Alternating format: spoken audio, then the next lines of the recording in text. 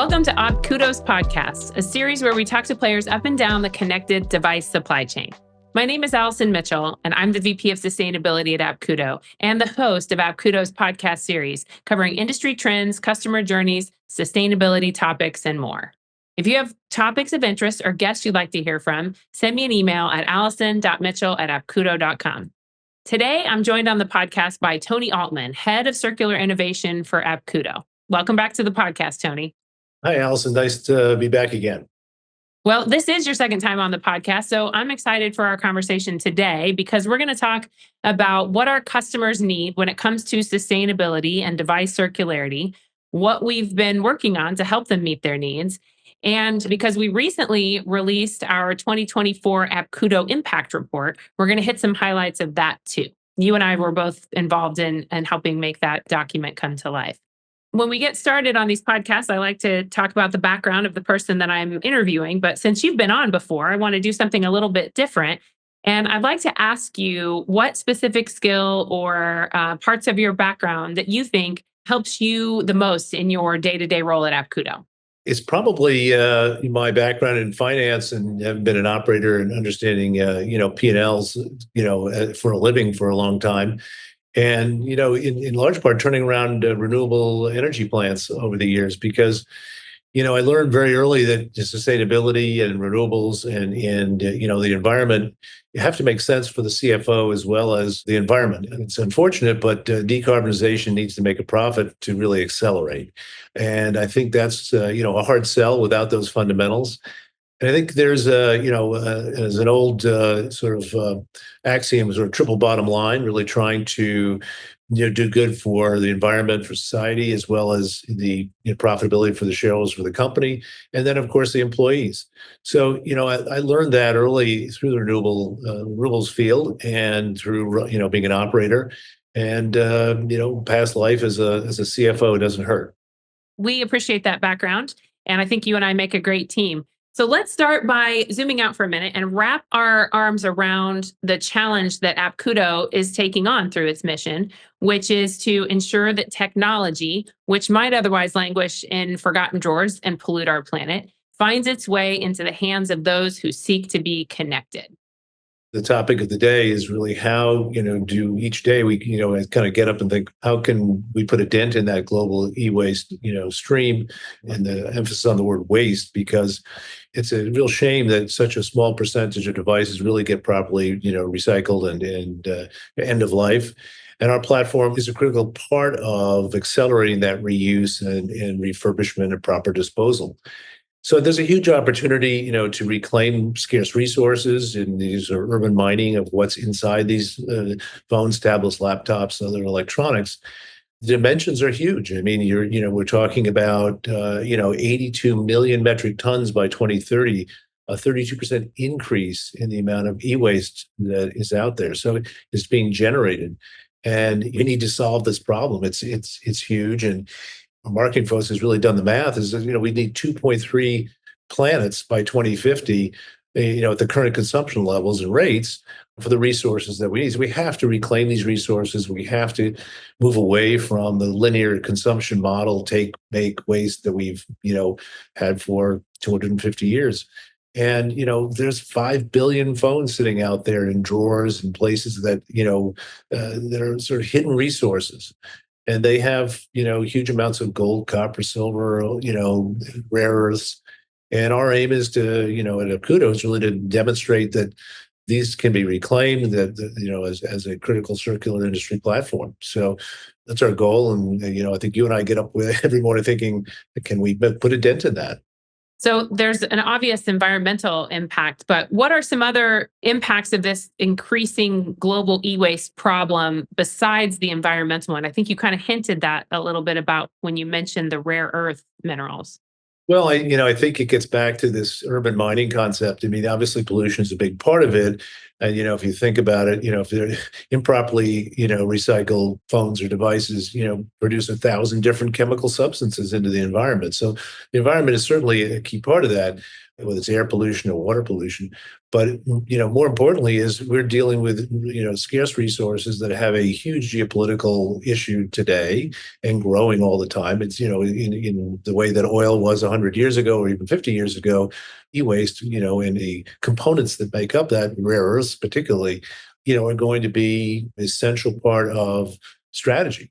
And you don't have to look very far to, around the geopolitical landscape to understand that.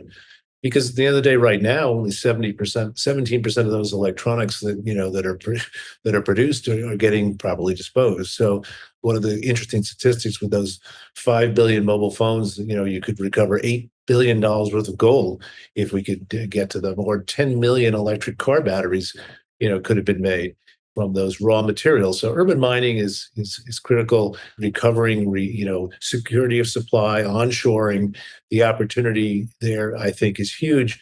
And Apkudo sits at the middle of that sort of intersection, because how are you going to get all this stuff back efficiently, effectively, quickly, get it back into use, or tear it apart and create essentially reuse those raw materials?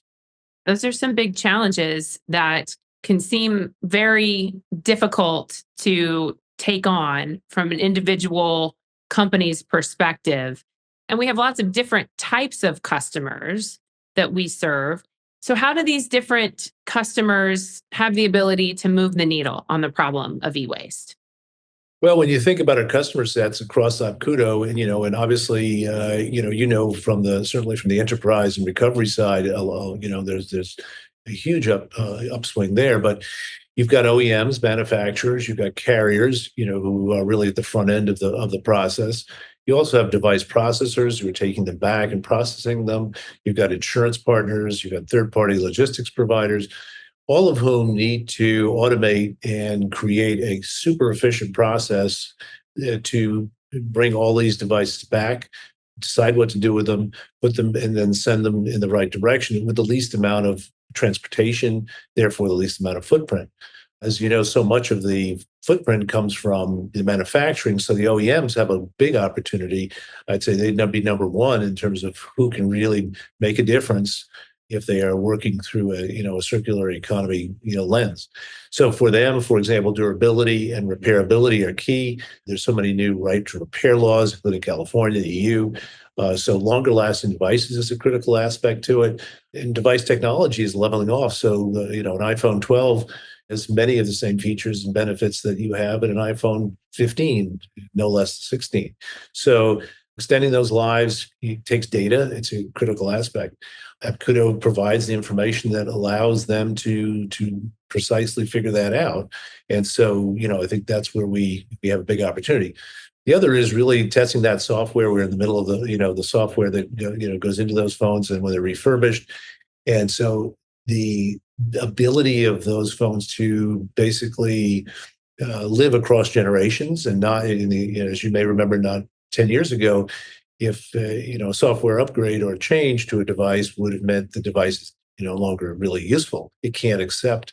It's not doesn't have the capacity or configuration to run the new software. That's no longer the case if they're tested correctly on when they're returned. So there's a lot there that is an impediment that we're trying to knock down. As far as carriers are concerned, who are really the primary retailer, they've got a different but similar set of goals.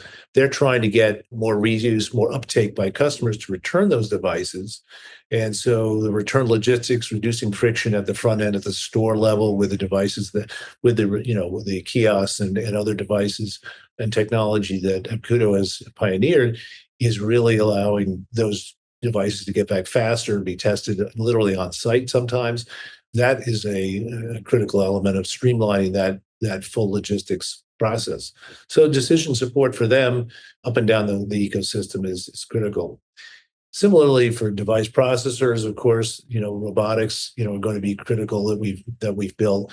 I think insurance partners are an interesting group. They need to make sure that these devices are returned as quickly as possible, but they're also be able to measure and manage that damage that might be there, whether they really are defective, or what the value really is, because they're all about the financial value of that device if it's being returned as a warranty claim or an insured claim. So they have a different set of needs that are also about, visibility and critical financial information about rating of the phone or device. So again, unnecessary transportation emissions runs to emissions, but it also runs to cost for them. So that's one of the areas that I think you're going to see a lot of action. But from the enterprise view, I mean, I throw it back to you because you know so much about how we're maximizing value there by extending the life and securing that data. So I'll let you chime in on that one. Yeah. And enterprise customers kind of have a lot of overlap with those other types of customers that you mentioned in terms of their interests, in terms of extending the life of these devices, therefore, to maximize the value for each purchase of device. They are trying to make sure they're continuing to operate very efficiently through their lifespan. And then because they have a vested interest in the data security component of what's contained on these devices, of that compliance of getting employees to return them at the end of the life in that enterprise setting. So visibility of the data that's being collected, an easy return process, right? Frictionless is to increase the efficiency, but there's cost savings in all of that. That's something I was kind of hearing you say when you were talking about the carriers, the OEMs, even insurance providers as well, is that there's a huge overlap between focus on cost savings and sustainability and emissions reductions. If you're saving money, there's probably a sustainability impact and likewise.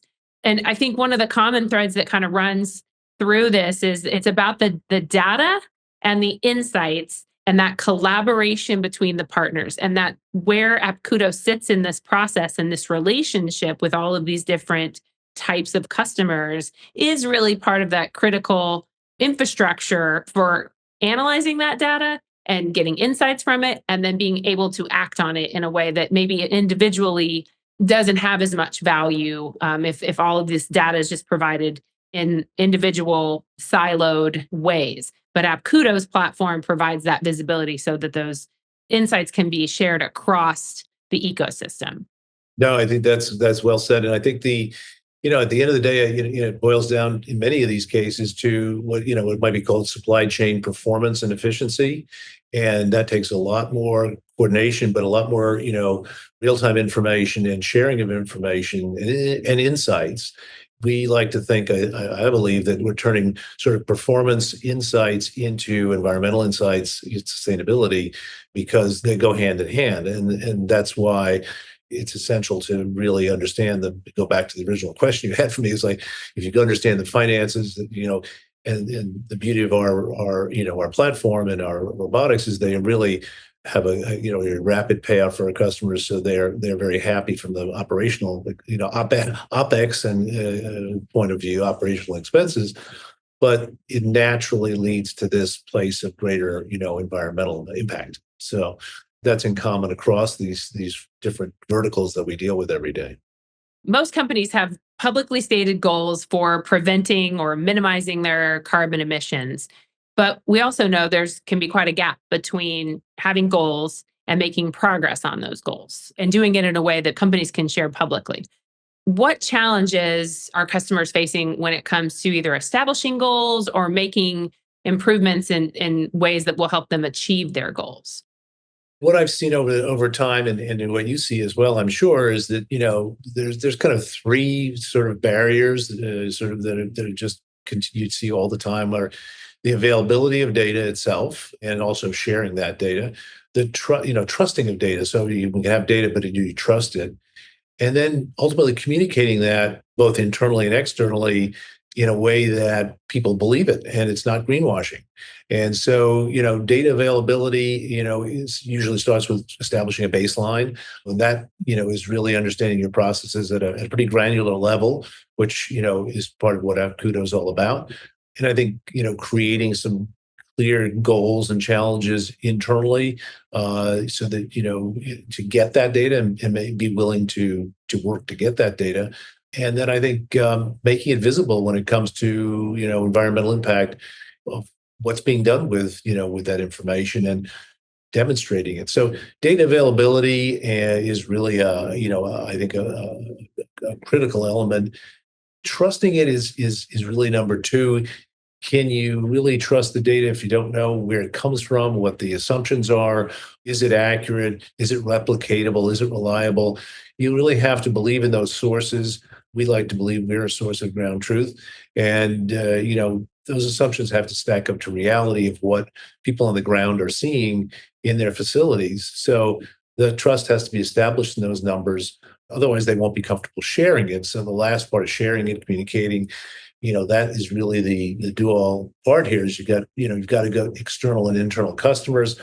How are you going to share that with your internal customers? Are they buying into it from every department from the CEO down, or is it just chief sustainability officer, or is it really something that company believes in, up and down the line? From an operational point of view, people can get behind that, but they have to see it. And if you want to convert that to environmental impact, then they really have to understand it at that level to make sure that they don't feel their leadership is doing any kind of greenwashing. So that's really important for them to believe in it up and down the chain of the company.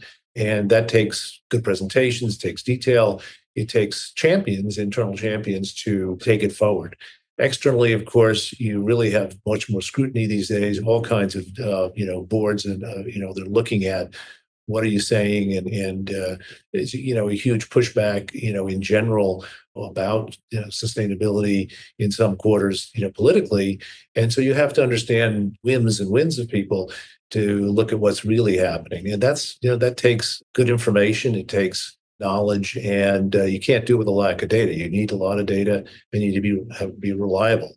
That's a lot of what I think companies have to do. It's visibility of those calculations, sharing, being open and transparent about it, about your assumptions and how you do it. And when we did our analysis, we'll get to it in a few minutes about what EcoAct looked at, our basically model for 2023 and 2024 and the verification. And really one of the big things that we found, and I think you remember this, is they felt very comfortable with what we did because of the transparency and the disclosure of all of the assumptions and all of the methods used. And so often that's simply not the case. And so without that, you can't create trusted data. So having available data available, but not being trusted. So each of these things are a link in a chain. You can't do one without the other. So our customers are facing more and more complex regulatory resource demands and political winds. And so we have to be more reliable and someone they can lean on in this space. And so I think we're creating that strong infrastructure to do that. And the problem of e-waste is getting people around the table from around the industry to sort of take this on, right? And we have the opportunity as Apkudo, because we are working with partners up and down the value chain and the supply chain to do that. One of the things that you found recently was this GSMA effort to bring together the top 16 carriers globally to do an increased effort for the take back of mobile phones. Can you tell me a little bit about that? Yeah, I thought that was really interesting because I think this is a good example of, we have political winds and all these other things that go on are swirling around too much regulation, not enough regulation. And the carriers decided that because they see these statistics about what's happening and they don't want to, ultimately it doesn't do them any good to keep going down the linear path. So they made a commitment by 2030 to do two very important things. One is get to 100% of the devices that they sell will get collected back, and really emphasize take back schemes. So these are the 16 top mobile carriers. And this is a big commitment because right now it's very, very low, the percentage that gets, taken back. And so making a 100% commitment that, use mobile devices, but this will extend to laptops, tablets, and other devices, obviously, eventually, they get reused, and get back into a controlled, recycle facility and are disposed of correctly. That's a huge difference. And they want to make a difference. They realize it's how unsustainable 32% growth in e-waste is over the next few years. And the second part was that they have committed to sell at least 20% of the number of new phones. 20% of that total new phone sales will be actually refurbished phones or reused phones. So the percentage there is growing dramatically. I hear numbers north of 25% of all phones in the not too distant future will be from that. So we're it's gaining traction, particularly in the EU, where refurbished and recycled devices, reused devices, and reusable devices are really growing in attractiveness for a lot of reasons, not just price, but and a lot of it has to do with technology leveling off as well. That just illustrates that partnership that has to occur in the supply chain in order for carriers to be able to sell an increased number of refurbished devices. They've got to be durable. They've got to be supported by software, where that brings in the role of the OEM. So the collaboration up and down the supply chain is just, it can't be overstated when it comes to the circularity of these devices. So we have some examples, Tony, of some things that we've been able to do to help unlock sustainability success for our customers. So when it comes to data availability, there's an example that you and I are aware of that it was a little bit before our time, but it has a sustainability impact where a large wireless carrier was noticing some repeated returns within a 90-day window. That's called a bounce. And they were noticing they had a high bounce rate. Can you talk a little bit about what Apkudo was able to do to minimize that and then the environmental impact that came from that? It's a great story, and it's a great success story of what our benchmark and analytics team can do, and what can be shared in real time with our customers. Their device processing there was probably 50,000 devices a month. They were getting a bounce back rate that was very high, but I think it was more than 10 or 15%. And by that, we mean it's being brought back for refurbishment, the same device being brought back multiple times. That's transportation. That's scope 3 emissions. It's not good for the environment, and it's environmentally impractical, and no less financially impractical. And so they wanted to figure out what was going on, and our analytics were able to pinpoint that. They were able to reduce that by 20% within a very short period of time. And the total impact, when they look at the numbers for the year in terms of transportation and all and then lost devices and so on, was, I think, in the order of like $20 million. So it was a huge uptick based upon, and obviously the environmental impact that goes along with that. And so, measuring that financial impact, that operational impact, and then the net resulting environmental impact are all coupled, tripled together in a success story there. So that's the kind of success story we expect to see more of as we are able to share more data. So that gets back to sort of the data, it's trusted data, and as they trust us for data, then you use those insights to make decisions. So we are ultimately decision support and supporting some good decisions.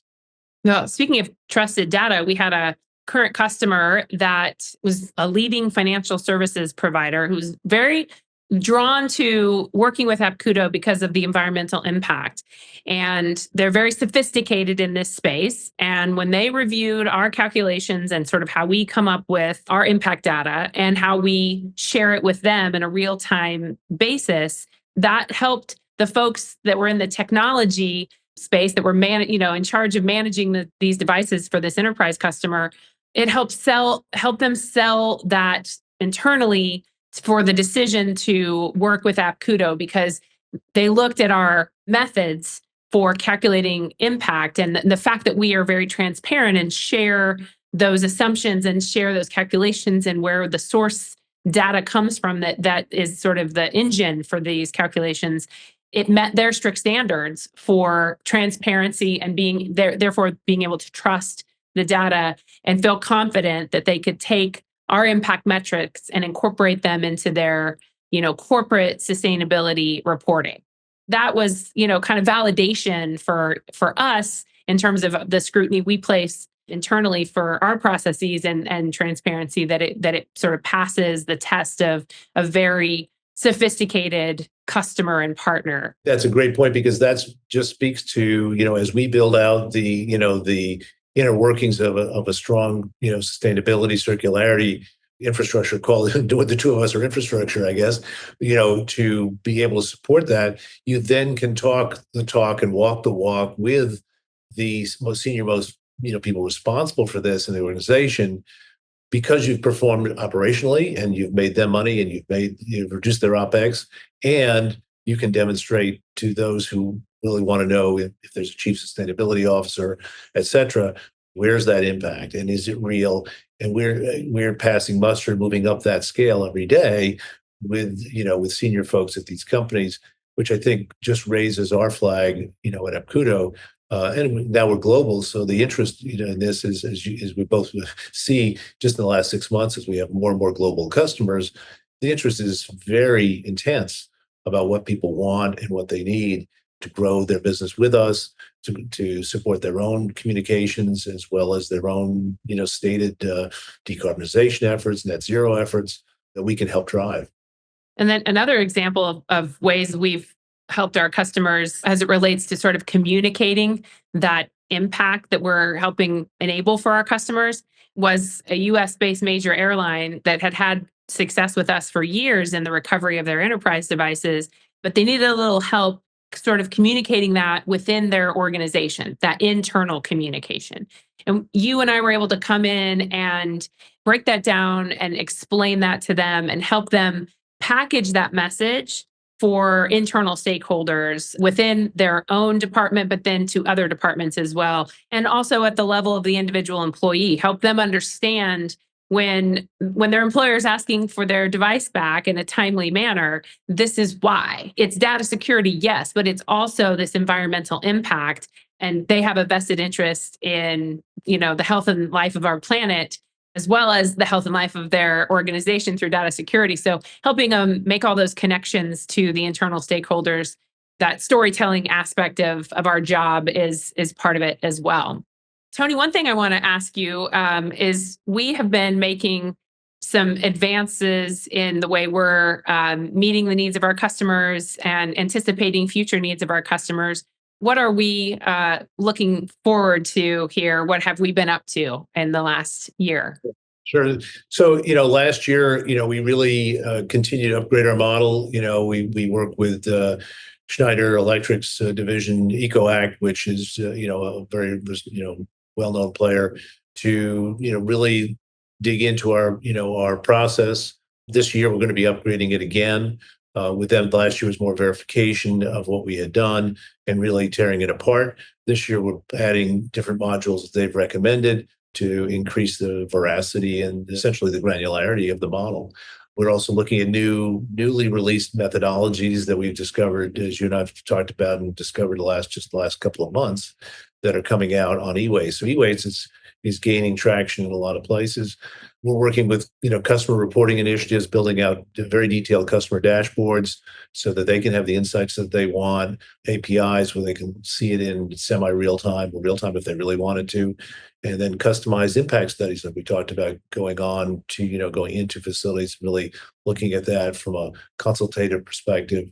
Built out an estimating tool that will allow sales teams and customers to on the fly be able to evaluate whatever they're going to process, or a new facility or an extension of a facility, to understand what the impact could be, as well as potentially the energy cost savings. So looking out, further productization efforts, carbon monetization are all on the horizon for us. And internally, I think we're going to, we've talked about, and I think you have on your plate really some internal policies and education that I think could really be powerful, because we need to basically walk the walk and talk the talk too as a company, even though we don't have a necessarily big footprint because we're mostly a software company, right? But obviously measuring what we're doing with EcoVadis or people like that, I think our own, understanding our own footprint will be important to our customers actually. And then getting on potential industry standards boards that you and I've talked about, I think will be valuable to really play a role in changing the methods and approach to measuring, the environmental impact of e-waste or e-waste avoided. Speaking of measuring the impact, we recently published our 2024 annual impact report. This gives an overview of the environmental impact that we enabled for all of our customers in the aggregate in 2024. And we've already touched on ways that we've been evolving and improving our methods, as you mentioned, with the support of EcoAct. I'd love to have us jump into kind of going over some of those key metrics that are shared in the report, the number of devices that we've processed and the impact that we processed on behalf of our customers and the impact that that's had. What can you share from that report that's on our website now? We have a lot to be proud of, and we processed 16 million devices, which is is a 14-15% increase over the prior year. But the number of devices is represents 6,100 tons of e-waste that did not go to landfills. So these are big numbers. We had almost 1.1 million tons of CO2 emissions that was avoided. And to put that in perspective, because everyone says, well, what is that? What is 1 million metric tons of CO2 really mean?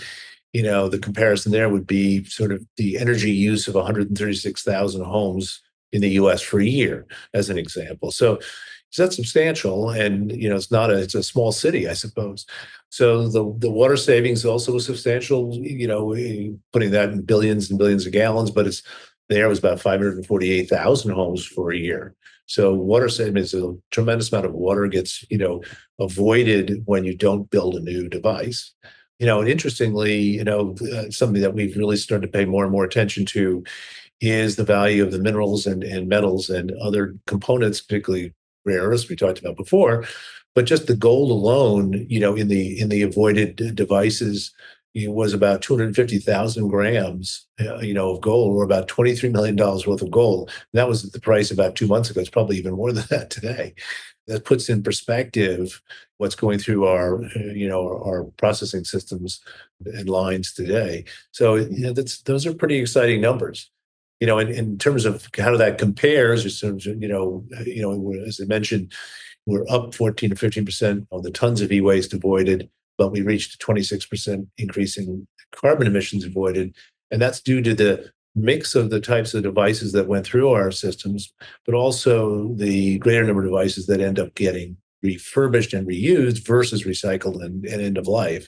So there's a number of factors that go into that make it, not tied to just the number of devices going up. And then, the water savings, as I mentioned, was about 20% a year over year growth. So, doing really good things for our customers and they're seeing it and they're expanding. And, that means that we're doing good for their bottom line and the environment. It is increasingly important to be in this space right now, given the metrics that we started at the top of the podcast with in terms of the consumption rate, the demand for these rare earth minerals to satisfy needs we have for connected devices, as well as other things, including, electric car batteries and things. So this is really a critical moment, both from that environmental perspective and from a geopolitical perspective to address these big and growing global problems. And it's always fun to be, working alongside you and others at Apkudo to really work on these really big global problems. I mean, it's very satisfying to feel like we're facing up to that challenge and working with our customers to deliver a solution to help them from a cost perspective, efficiency, and environmental footprint, but that contributes to this larger problem. Well, it was great to have you on the podcast today, Tony. Thanks for joining us. Thanks for being a repeat customer here on the podcast. And I'm sure we'll have you on again. Thanks to you, and thanks to all of the hard work you do to move that mission forward as well, because I know how passionate you are about those things, and it takes a village, and I think we're building that. So, back at you. Thanks. Well, and thanks to our listeners for tuning in to today's podcast session. Hopefully you learned some interesting facts about the e-waste problem and about what we're doing to help our customers punch back on that problem. If you have any feedback or ideas, don't forget to send me an email, allyson.mitchell@apkudo.com. Thanks again for joining and have a great day.